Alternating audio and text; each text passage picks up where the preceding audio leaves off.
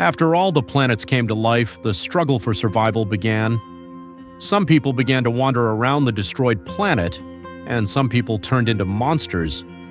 The remaining leaders of the states are trying to figure this out, but there are more and more problems, and the revived planet is approaching the Earth.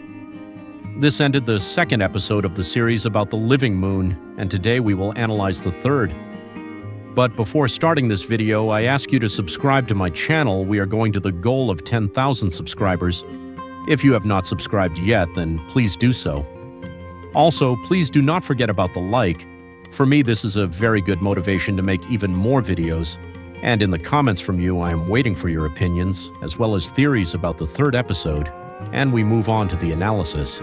It all starts with two American astronauts who landed on the moon. Yes, the moon flew into the Earth, but it did not collapse and is simply in a static state. I think that studying it is the right decision because we need to understand why the planets lived at all. The astronaut says this is the first small step for humanity. His colleague tells him, "Just do your job, Neil." He drills the Earth and says, "A fairly harmless leap for humanity." And another astronaut begins to examine the Earth. The date of this event is July 20th, 1979.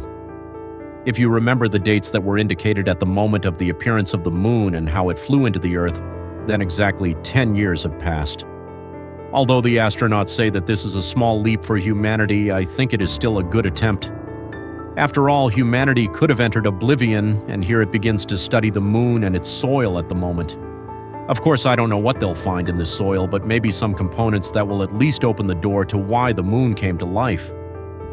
The announcer's voice then says that while some remnants of humanity are trying to survive, space problems have not gone away, and they are appearing more and more. Since Jupiter, Saturn, and Uranus appeared, their intentions remain unclear. They are just watching from a distance. We are transported to Egypt, 2,750 kilometers from the site of the impact with the moon. In response to the world apocalypse, the remaining states created their own community, which is called the Advanced Research Initiative for New Earth Defenses. Their main base is located near the border of the place where the moon flew in, about 2,800 kilometers. Now, this is the main and only hope for humanity's survival.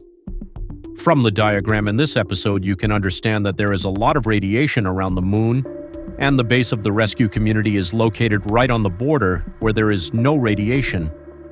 At the moment, we see scientists working on a surveillance project and building a satellite with a camera, and it is clear that the satellite is rusty. Apparently, they are making it from what is left. Of course, it looks a little promising. However, while all the state's resources are spent on saving humanity, the rest of the people somehow survive in this terrible world. In these shots, we can clearly see this. A man takes a skull and kills a rat just to eat. It seems that these people cannot be helped yet. And the man was too hungry because he ate a rat that had previously eaten some radioactive chemicals. The announcer points to the same thing. People are fighting for water and food, basic needs. Meanwhile, the revived planets continue to observe and are located at about 9 million kilometers, which allows them to act with their gravity in such a way as to keep us in their orbit. By the way, what other effect will their gravity have? Possible consequences are changes in the tides, destabilization of the orbit of the Earth and the Moon, although the Moon is now in the Earth, gravitational resonance affecting the climate and tectonics, and possible orbital catastrophes, which have already happened. So the Earth probably has nothing to lose, and the tides will not spoil the already terrible situation. People sent an orbital probe, the same one we saw a little earlier, and it looks like they even managed to restore it.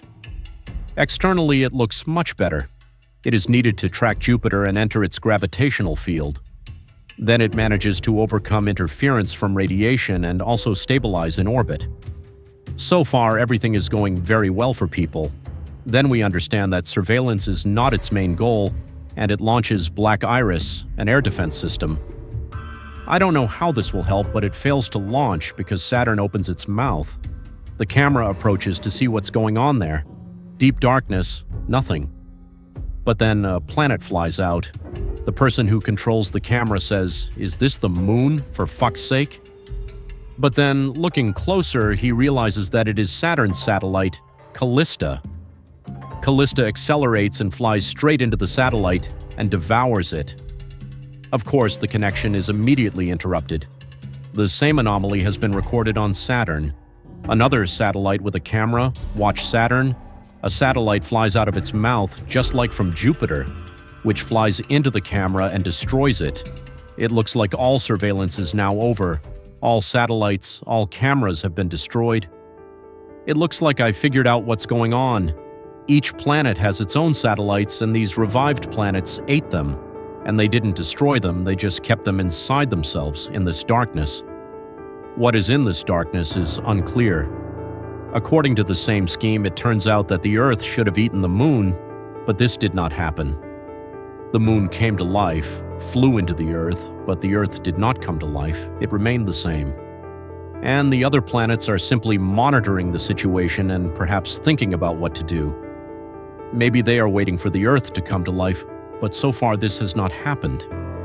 It is unknown why the Earth did not come to life like the other planets because it is also a planet. But perhaps in the future the plot will be explained. After all, on the planet, people themselves began to become monsters and the planet remained the same. All attempts to get closer to Jupiter and Saturn were unsuccessful. In the footage, we see how all the satellites of the planets returned back to their genus.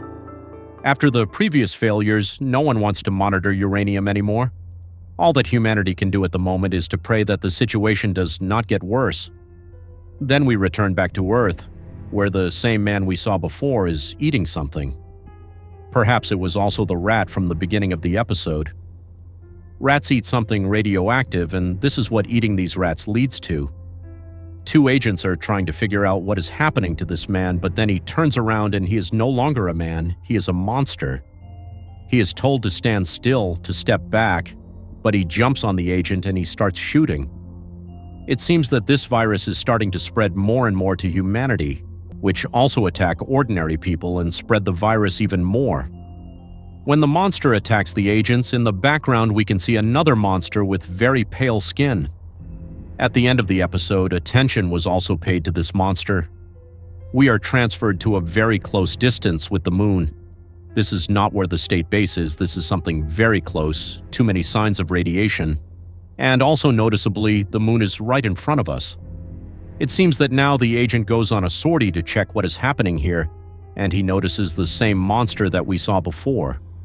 But when he sees a person, he quickly runs away. From the shape of his face, you can understand that he is the same as the Moon, the same smile and the same eyes. I have two assumptions here. The first is that he is a person who evolved and turned into this monster, but he does not attack people, it is unknown why, he just watches. Therefore, I have a second assumption, perhaps it is a humanoid, and the same humanoid or humanoid race that started all this. All the planets came to life, and now they are on Earth to track and check why Earth did not come to life like all the other planets. Let's discuss the key points in this episode. First, humans have recovered a little and have started studying the Moon, studying the minerals, studying the surface and surveillance. All this can lead to humans finding out why the planets came to life, and if they find out why they came to life, then maybe they will find a way to solve this problem. Surveillance has failed. Humans have launched several probes, many, but all these probes have been destroyed. Either these planets do not want to be tracked, or they do not want humans to find out anything. If we get inside this planet, then we can find out something interesting. That's for sure. But so far, humans have not been able to do anything with this, and Earth has big problems. Humans have started to turn into monsters. It looks more like an epidemic of some kind of zombie virus. At the end of the episode, we see an incomprehensible creature, and something tells me that people need to catch it to study it. And then perhaps there will be another chance to save humanity. What will happen in the next episode? It still seems to me that people will start studying these monsters. At least you can take a person who turned into a monster and study him, understand his DNA and what is inside him. Why do they become like this? When studying, people will understand this. Also, perhaps other planets will start acting, but it is not clear yet what they will do. So far, my assumption is that they are waiting for the Earth to come back to life. If they wanted to destroy the Earth, they would have already done it. Remember how the satellites launched from the revived planets returned back? Maybe the moon wanted to return to Earth? In her mouth, but it did not open.